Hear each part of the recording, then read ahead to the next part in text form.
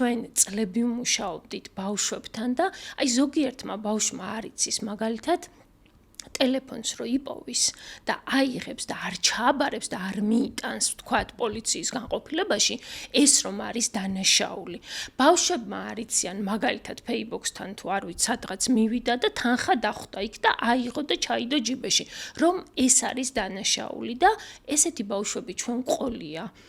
ზუსტად განრიდების პროგრამაში ხა პენიტენციურ დაწესებულებაში ესეთ ბავშვებს მადლობა ღმერთს აღარ უშვებთ, თუმცა ყოლია და ამ ბავშვს რო ცოდნოდა, რომ ეს არის ზუსტად დანაშაული და სისხლის სამართლის დანაშაული, თან ცხადია ეს ბავშვები ამ ქმედებას მაღალი ალბათობით არ ჩაიდენდნენ და ზუსტად ამაზე უნდა იმუშაოს სკოლამ და განათლების სისტემამ. რა არის ზოგადად დანაშაული, რა არის ვთქვათ აი სამართლებრივი საკითხები, რაზეც როგორც მოქალაქეს პატარა სტუდიის პასუხისმგებლობა ეკისრება.